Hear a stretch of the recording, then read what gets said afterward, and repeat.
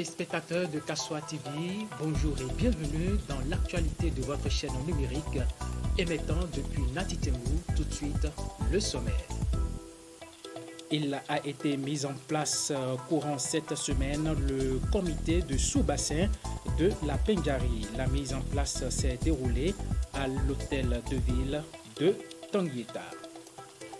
Durant une semaine, la jeunesse des églises des Assemblées de Dieu du Bénin ont organisé un camp. Le CG1 de Natitengou était le lieu de leur rendez-vous. Et enfin, les professeurs des sciences physiques du Bénin ont organisé leur journée annuelle. C'était ce samedi 31 août 2019. Le développement de tous ces titres, c'est dans un instant. À nouveau, bonjour. La salle de réunion de l'hôtel de ville de Tanguieta a servi de cadre à un atelier de mise en place du comité de sous-bassin de la Pendjari. Le dit atelier s'est déroulé ce jeudi 5 septembre 2019. Reportage de Arnaud Ncha. Dans le souci de garantir l'accès de tous à l'eau et l'assainissement et assurer une gestion durable des ressources en eau, les acteurs intervenant dans le secteur eau se sont réunis à Tanguieta pour la mise en place du comité du sous-bassin de la Pendjari. À cette rencontre étaient présents tous les maires de la zone Pendjari, les acteurs de la société civile, les représentants des chefferies traditionnelles, les agents des eaux et forêts, les représentants des structures décentralisées. Dans son mot de bienvenue, le maire de Tanguieta a souhaité plein succès à cet atelier. C'est un événement assez important dans la vie de notre bassin qui permettra d'assurer la gestion durable et équitable des ressources en eau, dira le représentant de Madame le Préfet. Le gouvernement, depuis 2018, a pris l'initiative de réorganiser le secteur de la gestion de nos bassins à travers un décret qui a toiletté celui de 2011 pour régir, les attributions, le fonctionnement des comités de bassin. Donc à travers ce bassin, les sous-bassins à mettre en place, ou les comités de sous-bassins, ont un rôle important à jouer en termes de gestion durable des ressources en eau. Et c'est l'essentiel même de notre présence ce matin ici, pour réfléchir pendant 2 jours sur les modalités à mettre en place pour un fonctionnement efficient de ce bassin qui doit pouvoir faciliter la gestion durable de ces ressources au sein du bassin de la Pendjari. Une communication sur le décret numéro 2018-30 du 8 avril 2018 a été présentée par M. Fouti de la Direction générale de l'eau. Il s'agit ici d'encadrer la gestion de l'eau sur le territoire de la République du Bénin. Et au départ, c'était une gestion où tout le monde faisait ce qu'il veut, depuis ce qu'il peut. Mais à partir de 2010, on a donc adopté cette loi pour encadrer donc la gestion des ressources en eau. Le principe considéré donc qui est la loi, toute personne a droit à un environnement sain et le droit de le défendre. C'est l'article de la Constitution du Bénin. Et l'État est chargé donc de la protection de cet environnement équitable et une exploitation durable des ressources. Le champ d'application, je parlais de la globalité de la loi, c'est qu'il y a les aménagements, les infrastructures, ouvrages, travaux et activités réalisés dans les zones. Après la mise en place du bureau pouvant piloter le comité du bassin de la Pendjari, les organisateurs de cet atelier se prononcent. La mise en place du comité du sous-bassin de la Pendjari trouve son fondement, c'est-à-dire dans la mise en œuvre du décret 2018-130 du 18 avril 2018 portant AOF donc des comités de bassin. Ce jour, nous avons mis en place à la mairie de Tanguieta le comité de sous-bassin de la Pendjari.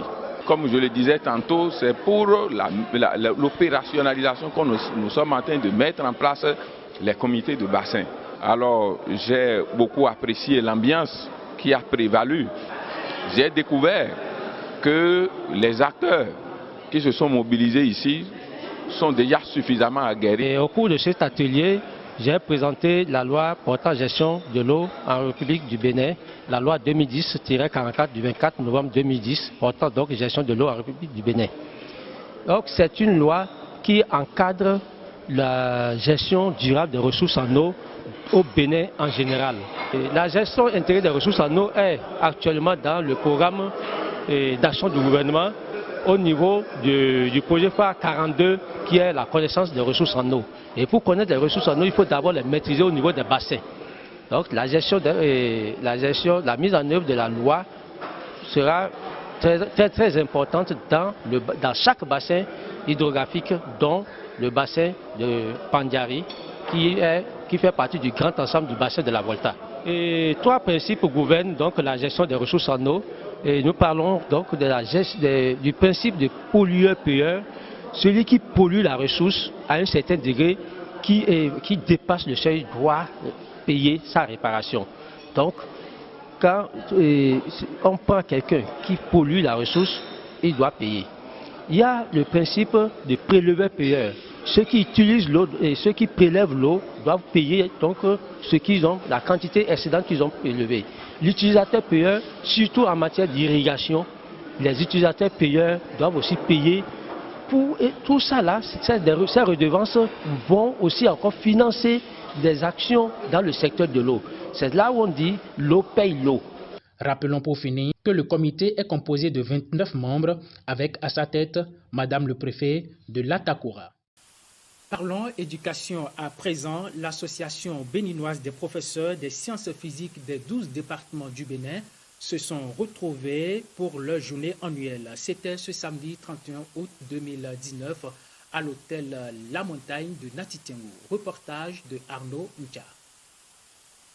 La journée scientifique vise le renforcement des capacités des enseignants. Plusieurs communications ont été présentées. Nous constatons que les parties et les figures là, parfois sont masquées.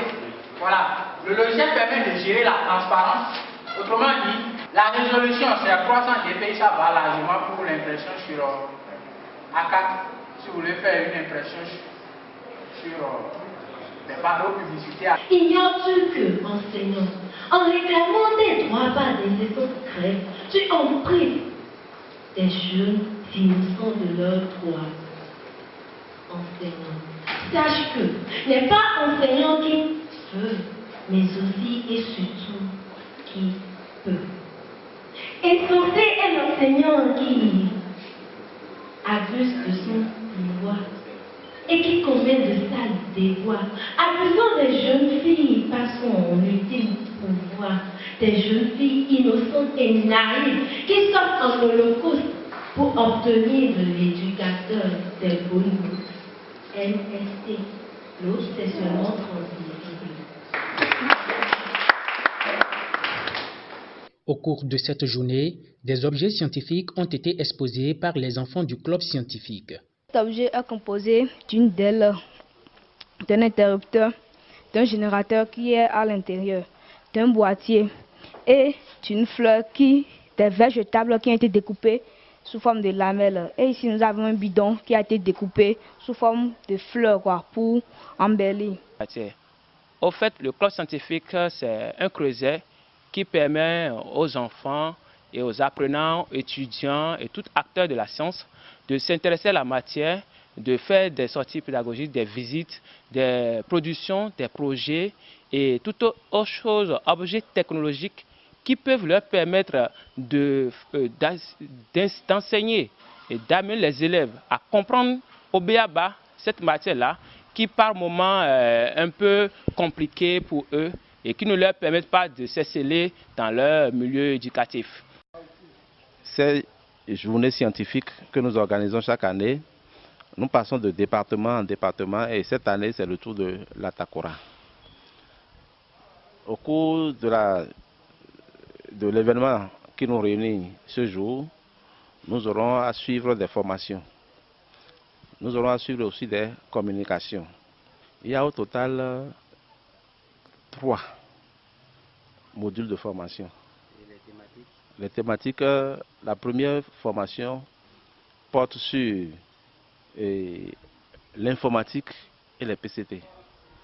En sciences physiques, nous avons souvent l'habitude de faire des courbes, des schémas. Alors, faire ces schémas à la main, ça prend du temps. Et ce n'est pas souvent précis. Mais nous avons un collègue qui maîtrise bien l'outil informatique et qui veut aider les autres collègues à s'approprier cette technologie maintenant. Après ça, il y a un docteur qui va nous faire une formation sur la problématique concernant les sciences physiques, surtout en matière d'électromagnétisme en terminale. Donc il va sortir une partie de sa thèse pour nous montrer comment on peut aisément faire l'électromagnétisme en classe de terminale. Ensuite, nous avons un autre formateur qui nous parlera de l'énergie renouvelable, des énergies renouvelables. Invitée pour rehausser l'événement, Mme Soso-Outo Evelyne, ancienne ministre des enseignements primaires et secondaires, prodigue quelques conseils. Les journées devraient être plus souvent organisées parce que c'est en équipe que nous réussirons l'éducation. En communiquant entre nous ce que chacun de nous découvre, c'est seulement à ces conditions-là que nous pouvons développer l'éducation chez nous. L'éducation est un droit, certes, mais chacun de nous a un devoir pour que l'éducation soit vraiment un levier de développement dans notre pays. Je suis heureuse que vous soyez avec nous pour relayer. Nous avons besoin de scientifiques et de plus en plus on se rend compte que la discipline fait peur. La discipline fait peur. Nous avons moins de 4% au bac C. Nous avons beaucoup de candidats au BPC qui préfèrent la seconde langue au PCT, ce qui est dommage. Or, nous ne pouvons jamais construire notre pays si nous n'avons pas de scientifiques. Et PCT fait partie de l'éducation de base. Chacun de nous a besoin d'un minimum d'informations au sujet des sciences physiques pour pouvoir bien se comporter dans sa maison, dans son lieu de travail, dans sa société, dans la société. Donc, nécessairement, il faudrait que PCT revienne comme discipline obligatoire pour tout le monde et que ce soit évalué aussi. Cette journée scientifique n'a pas été que seulement pour la scientifique, mais aussi pour la culturelle. Parlons religion, cette fois-ci, l'Éternel bénira le travail de tes mains. C'est le thème qui a réuni la jeunesse des Assemblées de Dieu du Bénin pour un camp ici à Natitingou. C'était du 27 août au 1er septembre 2019. Rémi Yokossi pour le reportage. Du 27 août au 1er septembre 2019, au CGO de Natitingou, il s'est tenu le 26e camp national de la jeunesse des Assemblées de Dieu du Bénin. Le camp auquel plusieurs régions du Bénin ont pris part a pour thème « L'Éternel bénira le travail de tes mains ». Chants, louanges, prières et des expositions ventes ont marqué l'événement.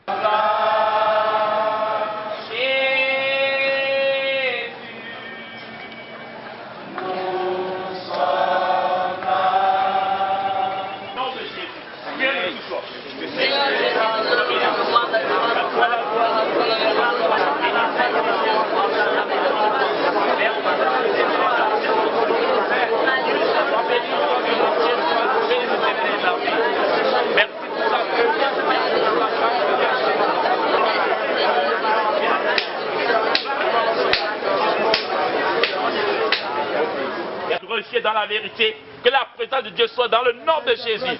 Priez dans le nom de Jésus.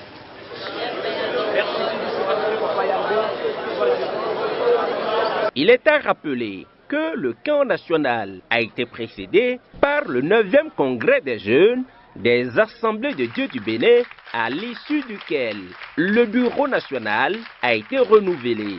Ce 26e camp national a pris fin le 1er septembre 2019. Ce serait tout pour cette édition sur Kassoa TV. Merci de nous avoir suivis.